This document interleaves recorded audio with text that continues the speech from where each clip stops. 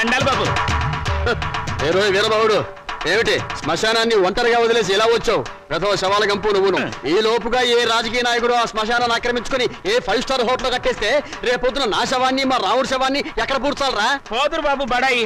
నా మేడుంటే ఆడి శ్మశానమే. అంటే ఇప్పుడు ఇది శ్మశానం, మేమంతా శవాలమునా? అయ్యి బాబాయ్, అసలు ఇక్కడ ఏం పనిరా? ఏట్లేదు బాబు, మొన్న మగ శవాన్ని పూడ్చిపెట్టినాం, దాన్ని బయటికి పీకాలి. ఎవరు? నేనా? అబ్బా మీరు కాదండి, ఆ పర్మిషన్ ఏదో మీరు ఇప్పిస్తే నానే పీకేస్తాను. అసలైనా శవంతో నీకేంట్రా పని? ఏదన్నా పర్సనల్ గా మాట్లాడాలా?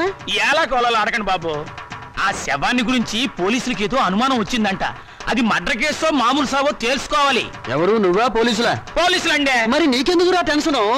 వీరబాహు బాబు, ఇంకాసేపు నువ్వు ఇక్కడే ఉన్నావంటే నీ శవాన్ని మేమతో శ్మశానాన్ని మోసుకెళ్ళాలి. వెళ్ళి కమిషనర్ కలుసుకోరా. అట్టాగే బాబు, సమయానికి మంచి సలహా ఇచ్చి ఈయన బారి నుండి నన్ను సాగకుండా కాపాడారు. కొత్త బాబు ఏడ్చావు. ప్రథమ కాటి కాపరి కామెడీ నువ్వును. రే రావుడు, మనిద్దరం 3ంటికల్లా బయటికి వెళ్ళాలి. కమిషనర్ దగ్గర పర్మిషన్ తీసుకో. ఎందుకురా? నాకంటూ పెద్ద దిక్కు ఉండి ఏడ్చింది నువ్వే కాబట్టి. సరిగ్గా చెప్పాడు బాయ్. అది కాదురా, సాయంత్రం 4ంటికి మా అమ్మాయిని చూసిపోవడానికి మగ పెళ్లి వాళ్ళు వస్తున్నారు. అందుకు. Is it? వెరీ గుడ్, తప్పకుండా వస్తాను. పని కానీ. వీడు రామచంద్రరావు అని నాకు మంచి ఫ్రెండ్. నేను రాముడు అంటాను. అమ్మడు మౌనిక, అమ్మాయిని తీసుకురామ్మా. రాముడు, రావుకాలం అయిపోయింది. వెళ్ళిపోయి అరగంట అయిందిరా. అడుగు కూర్చోబెట్టు. తీసుకో తీసుకో. చూడండి, మా అమ్మాయి అందంగా లేదని ఏ వెధవా అనడు. తమరేమంటారో నాకు తెలియదు. అమ్మాయికి ఏమండి చక్రవడ్డీలా ఉంది. ఏమయ్యా పెళ్లి కొరక, చూడటం అయిందా? ఇప్పుడే బాగా చూడు. రేపొద్దున కన్నొంకరా కాలొంకరా అంటే నేను ఊరుకోను. అచ్చం సినిమా హీరోయిన్లా ఉందండి. బాబాయ్, అమ్మాయి వాళ్ళకి నచ్చింది. మరి కట్నాలు కానుకల విషయాలు కూడా మాట్లాడు. కట్నమా కాకరకాయ? కట్నం పేరెత్తితే చెప్పుచ్చు కొడతా. ఏ ఎవరా? ఏమిటి చెప్పా? కట్నం అయితే చచ్చిన ఇవ్వను. చూడండి మాస్టారు, నాకు 2 పిల్లలు, ఒక ఆడ ఒక మగ. ఈ అడుగు తక్కువ వెధవలా కాకుండా ఆడని మగని సమానంగా చూసే అభ్యుదయ భావాలున్న వెధవని నేను. మరో విషయం, నాకున్న ఆస్తిని 3 భాగాలు చేశాను. అందులో ఒకటి నాకు, ఒకటి మా అమ్మాయికి, 3వది మా అబ్బాయికి. ఇంకో షరతు, నాకు ముసల్తనం వచ్చిన తర్వాత 6 నెలల పాటు మా అమ్మాయి దగ్గర, 6 నెలల పాటు మా అబ్బాయి దగ్గర ఉంటాను. ఇవన్నీ మీరు బాగా ఆలోచించుకోండి. అంతా బాగానే ఉంది, ఆ చివరిదే బాలేదు. మొదలు పెడితే బాగానే ఉంటుంది. ఏం బాగుండదు బాబాయ్. అర్థం లేని మాటలు మాట్లాడి సమాధానం చెడగొట్టుకోకు. శుభ్రంగా అబ్బాయి కాళ్ళు కడిగి కన్యాదానం చెయ్యి. నువ్వు నోరుమోయ్. వీళ్ళ దరిద్రపు కాళ్ళు కడగాల్సిన దరిద్రం నాకు పట్టలేదు. నీకంత సరదాగా ఉంటే ఆ కట్నాలు కనుకలేవో వాళ్ళ మహాలు బట్టి ఆ దరిద్రపు కాళ్ళు నువ్వే కడుక్కో. నాకు అవసరం లేదు. అది కాదురా. ఇంకేం మాట్లాడద్దు. ఎవరు బయలుదేరచ్చు. ఇంత జరిగాక ఇంకా ఉంటావా? పదవే. క్షమించండి, ఒక్క నిమిషం ఆగండి. మీరేం అనుకోకపోతే తమరు ఒక్కసారి మా ఇంటికి వచ్చి మా పెద్దమ్మాయిని చూడండి. వీడి కూతురు కంటే అంతగత్తే, బాగా చదువుకుంది. పైగా దాన్ని చేసుకున్నవాడు సినిమా యాక్టర్ అవుతాడని కోయవాడు జోషి కూడా చెప్పాడు. మీరు అనుకున్నట్టు కాకపోయినా కొద్దో గొప్ప కట్నం కూడా ఇచ్చుకోగలను. రేపు తిథి కూడా చాలా బాగుంది. తప్పకుండా రేపే వచ్చి చూడండి. సరే, అలాగే వస్తాం. అమ్మాయికి సంగీతం అంటే చాలా ఇంట్రెస్ట్ అండి. కానీ అమ్మాయి పాట పాడితే భర్త గండం అన్నారు. అందువల్ల సంగీతం మార్పించేశాను. భోజనం కూడా సరిగ్గా చేయదు. పగటి పూట 2 ముద్దలు, రాత్రి పూట 1 ముద్ద. తనలో పూలు కూడా పెట్టుకోదు. పెట్టుకుంటే తనలో పోస్తుంటా. చూసారా, ఖర్చే లేదు. ఏమిటో ఈ కాల పాడపిల్లలు. అది ఆడపిల్లని అలా పెంచాలండి. మరి మిగతా విషయాలు అన్నయ్య గారు కాస్త ఆలోచించి అడిగితే బాగుంటుందేమో. మౌని, అక్కయ్య లోపల తీసుకెళ్ళు. చూడండి బాబు గారు, మగబిడ్డ అన్న తర్వాత ఎంతైనా అడగచ్చు. రేపు మా వారికి అడగను. పెద్దవారి డబ్బుదే ఉందండి. అసలు మీలాంటి పెద్ద మనుషులకి డబ్బులు కక్కుర్తిపడే మనసత్వం అస్సలు ఉండదు. ఏదో లాంఛనప్రాయంగా 10,000 అనుకుందాం. మా గేదె ఖరీదే 10,000 అండి.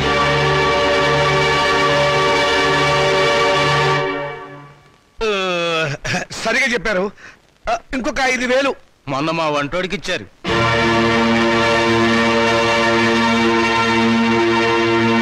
బావగారు, మీరేం కాదనకండి. ఆఖరి మాట 25,000.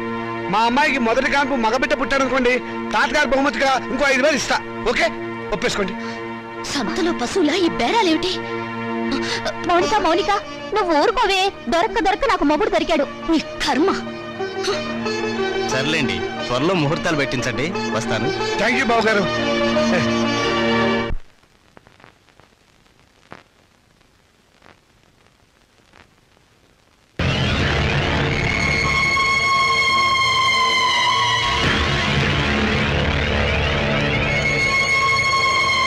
అరే, చాలా ఎంతగా ఉందే. శవాన్ని పాతిపెట్టి 1 వారం రోజులైనా శవం ఇంకా కుళ్ళిపోలేదు. బెంగళూరు వంకాయలా నిగనిగలాడిపోతున్నా. శవం గ్లామర్ గా ఉందా లేదో చూడవలసింది నేను. చూడండి డాక్టర్ గారు, ఈ శవాన్ని రీపోస్ట్ మార్టం చేసి ఇది మర్డరా లేక నేచురల్ డెత్ నిర్ధారించండి. Okay, with pressure. ఆగండి బాబు, మా మున్సిపల్ చైర్మన్ గారికి పోస్ట్ మార్టం చూడాలని చాలా కోరిక. ఆయన వచ్చేదాకా మీరు ఆగాల్సిందే. ఆగేది? ఆయన వచ్చి చూడటానికి ఇది మైకేల్ జాక్సన్ ప్రోగ్రామా? మా మేజిస్ట్రేట్ గారు వచ్చే లోపల పోస్ట్ మార్టం స్టార్ట్ అవ్వాలి. డాక్టర్ గారు మీరు కానివ్వండి. With pressure. ఆగండి డాక్టర్ బాబు, చెప్పేది మీకు కాదా? మా చైర్మన్ గారంటే మీకు నెక్కనే. ఏంట్రా కాటి కాపరవేత్వ, నువ్వు ఈ శ్మశానానికి ఎమ్మెల్యే అయినట్టు ఫీల్ అవుతున్నావు? మేజిస్ట్రేట్ గారు అంటే భయం లేదా? ఎవరైతే మాకంటే మాతో పెట్టుకోకో. Don't talk. పోలీసుల మజాక. డాక్టర్ గారు మీరు కానివ్వండి. ఇది ప్రశాంతమైన శ్మశానం అనుకున్నారా? మంచి చెడ్డ లేకుండా కొట్టుకు చస్తున్నారు. Thank you sir. పెద్ద బాడీ లేకపోయినా పెద్ద మనిషిగా కరెక్ట్ చెప్పాను.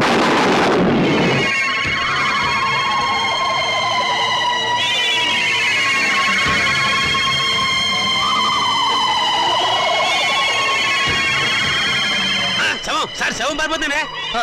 కానిస్టేబుల్ వెళ్ళండి, వెళ్ళే శవాన్ని పట్టుకోండి, లేకుండా మన ఉద్యోగాలు పోతే వెళ్ళండి. సీత, సీత, వస్తున్నానండి. ఈ నెల 10వ తేదీ ఉదయం 10 గంటలకు ముహూర్తం. పనులన్నీ స్పీడ్ గా జరగాలి. వీడెక్కడా? రాజా, రాజా, ఏంటి ఏం చేస్తున్నావురా? చదువుకుంటున్నానండి. గుడ్, చదవాలిరా. నువ్వు బాగా చదవాలి, స్టేట్ ఫస్ట్ రావాలి. ఇదిగో 25,000 కట్టిన డబ్బు జాగ్రత్త చెయ్యి. అంత డబ్బు ఎక్కడదండి? ఒంటికి ఆమదం రాసుకుని గోచి పెట్టుకుని రాత్రి దొంగతనం చేశా. ఆడది వేసే ప్రతి చచ్చు ప్రశ్నకి సమాధానం చెప్పే చవడదొద్దామని అనుకుంటున్నావా?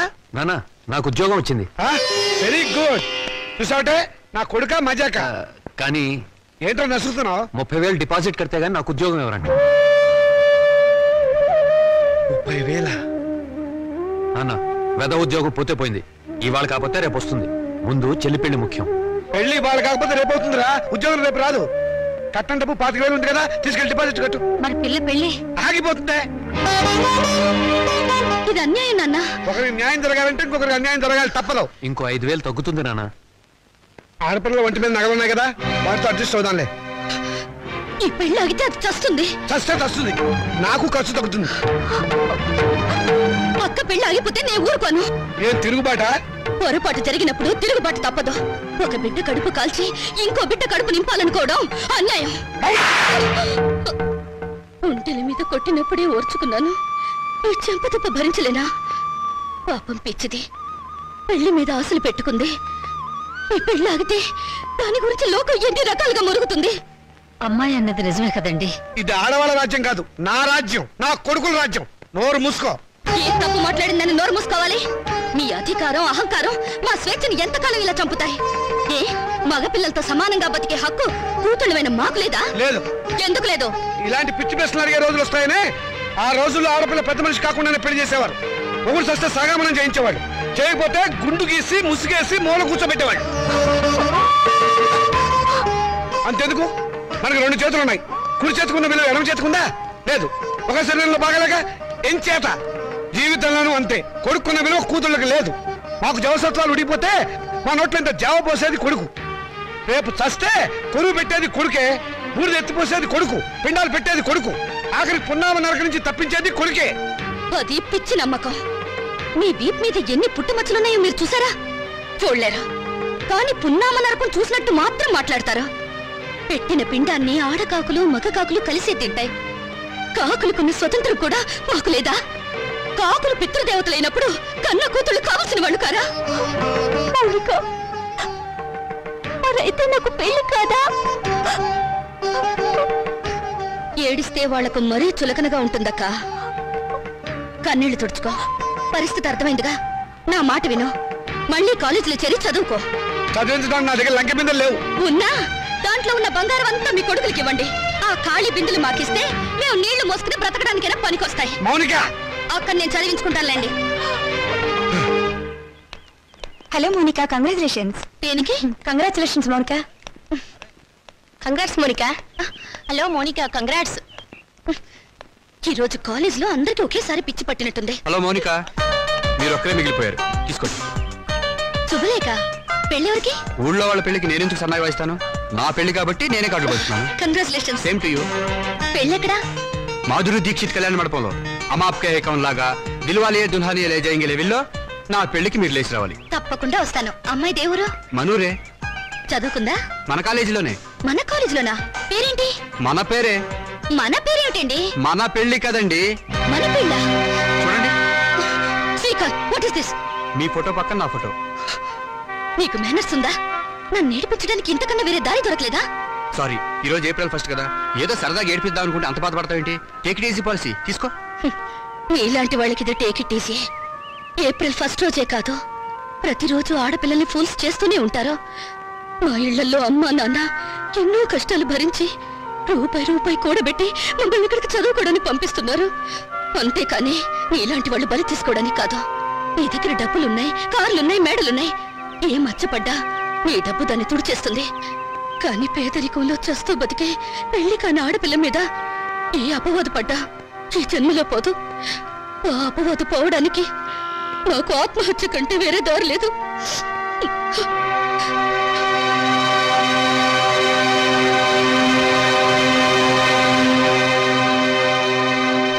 యూపీలో ఘోర రైలు ప్రమాదం, 300 మంది దుర్మరణం. పాపం గవర్నమెంట్ వాళ్ళు ఈ ప్రమాదాలను ఎలా నివారిస్తారో ఏమిటో. నాన్నగారు, ఆ రైలు ప్రమాదాలు రోజు ఉన్నవే గాని ఆ 3వ పేజీలో వివాహ వేదిక ఉంటుంది చూడండి. ఎవరినైనా వరుణ్ణి చూసి నన్ను కట్టపెట్టేస్తే ఒక పని అయిపోతుంది. ఇంత పెళ్లి పిచ్చ పట్టింది ఏమిటో నీకు? రోజు రోజుకి తెగ పెరిగిపోతుంది. పని చూసుకో. నమస్కారం అండి. రా బాబు రా. మీ కరెంటు బిల్లు కట్టేశానండి. థ్యాంక్ యూ బాబు. మీ ఆరోగ్యం ఎలా ఉంది? ఏం ఆరోగ్యంలే బాబు, ఆయనకు మోకాళ్ళ నొప్పులు, నడవలేకపోతున్నారు. మోకాళ్ళ నొప్పులా? మరి చెప్పరే, నా దగ్గర ఒక అద్భుతమైన తైలం ఉంది, ఇది వాడండి. ఏమయ్యా చంద్రం, ఆకలి కాకుండా ఉంటాను, నీ దగ్గర ఏదైనా మందు ఉందా? లేదండి. ఈ దేశం బాగుపడదు. అన్నట్లు నిన్నొక్క స్వామీజీని కలిశాను, ఈ విభూది ఇచ్చారు. ఎందుకయ్యా? పెళ్లికాని ఆడపిల్లలు రాత్రిపూట నోట్లో వేసుకుని ముఖాన్ని రాసుకుంటే త్వరగా పెళ్ళవుతుందట. హాయ్, రాత్రిపూట ఇది నోట్లో వేసుకుని నుదుటికి పోసుకుంటే త్వరగా పెళ్ళవుతుందా? అంటే పగలు పోసుకుంటే ఇంకా త్వరగా అయిపోతుందన్నమాట. అయినా ఇంత కొంచెం తినడానికి ఏం సరిపోతుంది? వెళ్ళి తొందరగా 2 బస్తాలు తీసుకురా. అమ్మయ్యా, ఈ దెబ్బతో నా పెళ్లి ఖాయం. మంచిది బాబు. ఈ కుర్రాడు ఎంత బుద్ధిమంతుడోనండి. మన పిల్లల కంటేనా? లోకంలో అందరికంటే మన పిల్లలే బుద్ధిమంతులు, అందగాళ్ళని మీ ఉద్దేశం. ఏమిటే గొడుగుతున్నావు? కాకి పిల్ల కాకి ముద్దని. కూర్చోండి. ఈయన మా నాన్నగారండి, నేను టెంకే గారని పెద్ద కోటీశ్వరుడు. నమస్కారం అండి. నమస్తే నమస్తే. మై గాడ్, మీ ఇంట్లో ఏసీ లేదా? ఉండేదండి, మావిడికి ఉబ్బసం, అందుకని తీయించేశాను. పైన ఫ్యాన్ ఉంది. గోచులు పెట్టుకుని తిరిగే దేశంలోకి సూట్ వేసుకొచ్చానే, తప్పు నాది. Coffee, cool drinks, Horlicks. No thanks, no mention. వారం క్రితం మా అమ్మాయి జయ నేను అమెరికాలో ఉంటేను ఫోన్ చేసింది. ఐసీ. ఇందులో ఆశ్చర్యపోవడానికి ఏముంది? మా అమ్మాయి నాకు రోజుకు 2 సార్లు ఫోన్ చేస్తుంది. ఆ రోజు ఫోన్ చేసి మీ అబ్బాయిని ప్రేమిస్తున్నానని చెప్పింది.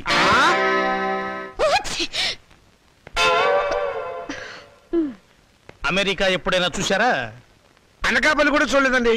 అనకాపల్లి చూడలేదు, ఆమదాల వలస చూడలేదు, అమెరికా సంబంధం మాత్రం కావాలి. డాక్టర్, ఇంగ్లాండ్ లో మైకేల్ జాక్సన్ మనవడితో సంబంధం కుదురుస్తాను, స్విట్జర్లాండ్ లో సెటిల్ అయిపోమని చెప్పారు. విన్నావన్నమాట. ఈ పూర్ ఫ్యామిలీతో కావాలంటున్నావు సంబంధం. నేను నా ప్రేమను కాదన్నే నాన్న. నువ్వు ఆ మాట మీదే ఉండమ్మా. చూడండి, మనం వాళ్ళ ప్రేమను కాదన్నాం అనుకోండి, ఏ అఘాయిత్వం చేస్తారు. వాళ్ళు అలా తొందరపడకుండా మనం తొందరపడటం మంచిది. ఏమంటారు? దాన్ని కొంచెం ముక్కు మూసుకోమని చెప్పు. వాళ్ళ కులం గోత్రం ఏమిటో కనుక్కోండి. డబ్బున్న వాళ్ళే. ఆ పిల్ల తల్లి గురించేనా అడగండి పోనీ. బాగా డబ్బున్న వాళ్ళని చెప్పానా? సిస్టర్ ఏమిటి అంటుంది? ఏం లేదు, మా పిల్లవాడికి రష్యా నుంచి 2 లక్షలు ఇస్తామని వచ్చారు. ఆ విషయమే ఊరికే గొణుగుతోంది. మీ అమ్మాయి మొత్తం ఎన్నిసార్లు తుమ్మింది? 2 సార్లు అండి. 2 సార్లు తుమ్ముకు 2 లక్షలు, 2 రోజులు 4 లక్షలు. ఓకే, లెక్క తప్పు చెప్పాను. 5 సార్లు తుమ్మింది. It's all right. నా వైపు నుంచి ఇంకొక తుమ్మేసుకోండి. మొత్తం 6 తుమ్ములు, 6 రోజులు 12 లక్షలు. మాదేం పోయిందండి, ఒక గోతం దులిపేస్తాం. ఏరుకోండి. Don't disturb him. పెళ్ళైన దాకా అదే పొజిషన్ లో ఉండనివ్వండి. Come on doctor. ఏ కొండయ్య, ఇట్రా. ఏంటి సార్? ఈ ఫోటోలో ఉన్న శవం ఇటువైపు తిరగడం చూసావా? శవమా? అదేనయ్యా, మనిషి. ఓ, శవం మనిషి. శవం లాంటి మనిషి అయ్యా. లేదండి, ఇలాంటి శవాన్ని చూడలేదు, మనిషిని చూడలేదు. చూడలేదా? సరే, ఒకవేళ చూస్తే మా పోలీస్ స్టేషన్కి ఫోన్ చేయి. ఓకే సరే సార్. సార్ ఎస్ మెహదీపట్నం వైపు వెళ్తున్నారా సార్? అవును.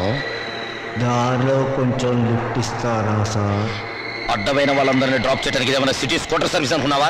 అలా అనకండి సార్, అర్జెంటుగా మా హెడ్ క్వార్టర్స్కి వెళ్ళాలి ప్లీజ్ సార్. సరే ఎక్కువ. Thank you sir. చైతే మిమ్మల్ని ఏదో జైల్లో చాలాసార్లు చూశాను సార్. Don't talk. జైల్లో చూడటం నాన్ సెన్స్. పోలీస్ స్టేషన్లో చూసుంటావు. నేను 2 టౌన్ ఎస్ఐని. 2 town SI wonder sir. 2 town SI అయి ఉండి కూడా రహస్యంగా బ్రాందీ బాటిల్స్ సప్లై చేసే స్మగ్లర్ల స్కూటర్ మీద వెళ్తున్నారు అంటే ఎంత నిరాడంబరత, ఎంత సింప్లిసిటీ సార్. షటప్. నీ పొగడత ప్రమ దరిద్రంగా ఉంది. నోరు మూసుకొని కూర్చో. అవును, మీరు ఇంత డీటెయిల్గా ఎంక్వైరీ చేస్తున్నారు. కొంపదీసి మీరు సిబిసిఐడి కాదు కదా? చచ్చా, అలా అనుమానించే ముందు వెనక ముందు చూసుకోవాలి సార్. వెనక్కు చూస్తే ముందు ఎలారికి గుద్దేస్తాను. ఇద్దరం చచ్చూరుకుంటాం. వద్దులేండి సార్, నేనే ఒక శవాన్ని. నాకు తోడు మళ్ళీ తమరి శవం కూడా ఎందుకు? మా హెడ్ క్వార్టర్స్ వచ్చింది, కొంచెం ఆపండి సార్. అలాగే. ఇక్కడ ఏంటయ్యా శ్మశానం దగ్గర పోయి ఇది మీ హెడ్ క్వార్టర్సా? మరదే.